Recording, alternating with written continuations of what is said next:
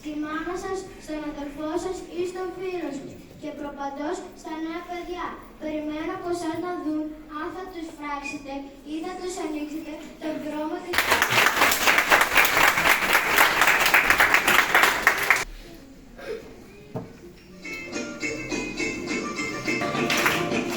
Η Μαργαρίτα η μαργά μου,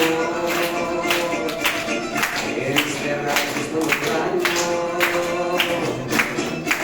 Τον ουρανό μες στα πετσούμα και κοιτάζω που έχουν πίνια και να στέλνω. Τον ουρανό μες στα πετσούμα.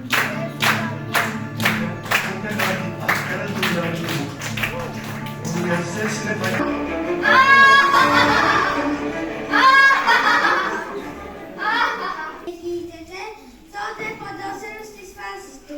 Να κοφτεί την εκαπνοή εκατομμυρίων πλατών επιτυχώς προχωράει. Άκου, θα έρθει καιρός που τα παιδιά θα διαλέουν φωλιού. Έβη και λέει το απόγευμα, να δει τι γίνεται. Βούηξε, Αθήνα και κατέβη. Βλέπετε τη μαθήτριά της στην πουλιά μέσα και πήγε στον αυλόγυρο. Μέχρι να ακούν τα νέα τους, αρχίζουν οι αστυνομικοί τα δακρυγόνα. Πού να φύγει, περίμενε να ησυχάσουν τα πράγματα, αλλά δεν ακούνε. Ο παρασχέδει όλα την κοριτσιά του σχολείου και τους λέει γέρες και κατορθώματα.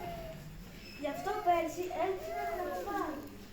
Και αν δεν είχε μπει την ώρα στο μέση να πει, δεν θα φυλάξετε την αλήθεια.